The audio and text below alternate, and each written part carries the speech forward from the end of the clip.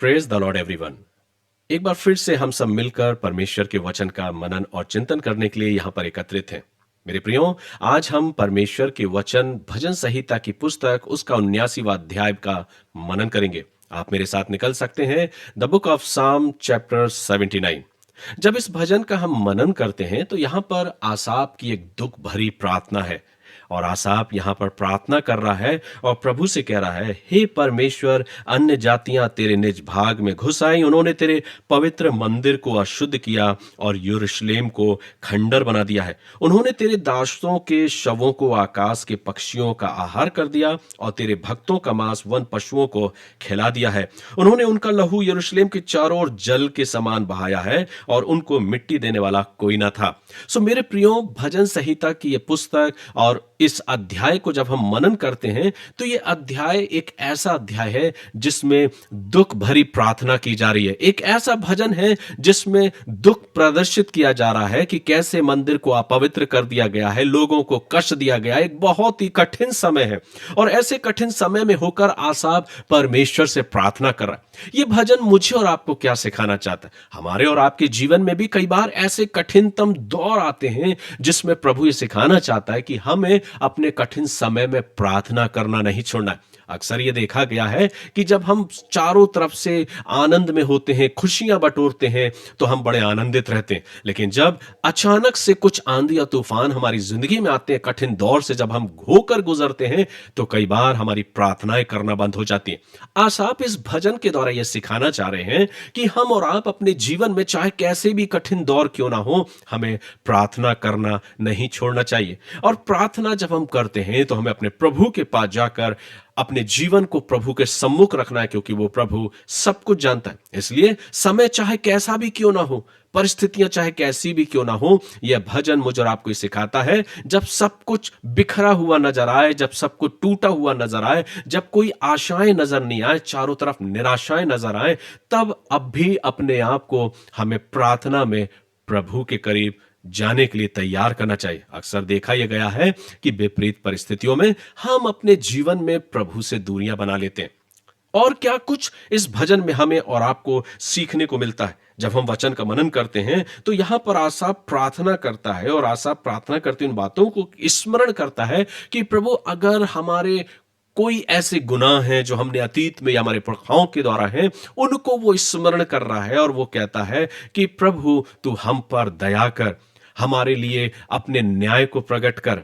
और तब आसाप इस बात को व्यक्त कर रहा है कि चाहे कैसे भी स्थितियों परिस्थितियों क्यों ना हो, जब हम प्रभु के सम्मुख जाते हैं तो प्रभु हमारी गुहार को, हमारी प्रार्थनाओं को सुनता है। लेकिन इसके साथ साथ वो परमेश्वर से दया की विनती करता है, प्रार्थना करता है, और वो अपने पापों को, अपने गुनाहों को स्मरण करता है। वो कहता है, हमारी हानि के लिए हमारे पुरखाओं के अधर्म के कामों को स्मरण ना कर, तेरी दया हम पर शीघ्र हो, क्योंकि हम बड़ी दुर्दशा में पड़े हैं। अक्सर कई बार हम विपरीत परिस्थितियों में कई बार इसलिए चले जाते हैं क्योंकि हमारे स्वयं की गलतियों के कारण, हमारे स्वयं के गलत विचारों के द्वारा, हमारे स्वयं की गलत सोच के द्वारा कई बार हम विपरीत परिस्थितियों में या तकलीफों में पड़ जाते हैं। आशा प्रार्थना कर रहे हैं और प्रार्थना के दौरान वो अपने गुनाहों को, अपने पापों को स्मरण कर रहे हैं और वो कहते हैं कि प्रभु, अगर हमने ऐसा कोई गुनाह किया है तो हम उन गुनाहों को, उन अधर्म के कामों को स्मरण ना कर, पर अपनी दया को हम पर प्रकट कर। मेरे प्रियो, ये भजन मुझे और आपको सिखाता है कि कठिन समय में हर वक्त अपने जीवन को जांचना भी जरूरी है। कई बार हम परमेश्वर पर तो जरूर क्लेम लगा देते हैं, जरूर प्रश्न चिन्ह लगा देते हैं कि प्रभु हमारी प्रार्थनाओं को नहीं सुन रहा, प्रभु हमारी प्रार्थनाओं के उत्तरों को नहीं दे रहा। लेकिन हम स्वयं अपने आप को कई बार नहीं जांचने का प्रयास करते कि हम प्रभु के प्रति कितने विश्वास योग हैं, कितनी आज्ञाकारिता के साथ हम अपने जीवन को व्यतीत किया है और हम प्रभु के प्रति कितने विश्वास योग हैं। और इसलिए कई बार हम स्वयं ऐसी परिस्थितियों में अपने जीवन के द्वारा पड़ते हैं। लेकिन यह वचन मुझे और आपको सिखाता कि कठिन समय में भी अपने जीवन को जांचना जरूरी है और अपने जीवन के लिए भी हमें प्रार्थना करना जरूरी है। और इसलिए जब आसाप आगे प्रार्थना करते हैं तो वो कहते हैं, हे हमारे उद्धारकर्ता परमेश्वर, अपने नाम की महिमा के निमित्त हमारी सहायता कर और अपने नाम के निमित्त हमको छुड़ाकर हमारे पापों को ढांप दे। यहां वो प्रार्थना कर रहे हैं, वो कहते हैं, प्रभु अपने नाम की महिमा कर और अपने नाम की महिमा के लिए हमारे गुनाहों को, हमारे अपराधों को ढांप दे और अपने अनुग्रह को हम पर प्रकट कर। ताकि हम तेरे नाम का धन्यवाद करने पाए। और आगे जब वो प्रार्थना करते तो कहते हैं कि अन्य जातियां क्यों कहने पाए कि उनका परमेश्वर कहाँ रहा। अन्य जातियों के बीच तेरे दास के खून का पलटा लेना हमारे देखते उन्हें मालूम हो जाए। बंदियों का कराहना तेरे कान तक पहुंचे, घात होने वालों को अपने भुजबल के द्वारा बचा।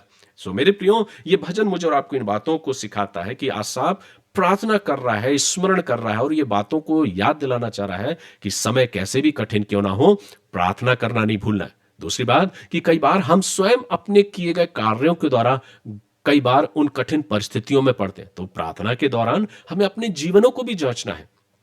हम परमेश्वर के कामों पर प्रश्न चिन्ह कई बार लगा देते हैं, पर हम स्वयं अपने जीवन को जांचना नहीं चाहते। हमें अपने जीवन को जांचना है ताकि जो रुकावट है वो रुकावट दूर हो और प्रभु की आशीष को हम प्राप्त करने पाए। अंत में आसाफ अपने इस भजन का धन्यवाद के साथ करते हैं अंत, और वो कहते हैं, तब हम जो तेरी प्रजा और तेरी चराई की भीड़ हैं तेरा धन्यवाद सदा करते रहेंगे और पीढ़ी से पीढ़ी तक तेरा गुणानुवाद करते रहेंगे। सो आसाफ अंत में परमेश्वर का धन्यवाद करते हैं और वो धन्यवाद देने का वायदा भी करते हैं। कहते हैं कि चाहे दुख की वादियों के होकर भी हम क्यों ना गुजरें, हम तेरा धन्यवाद करेंगे।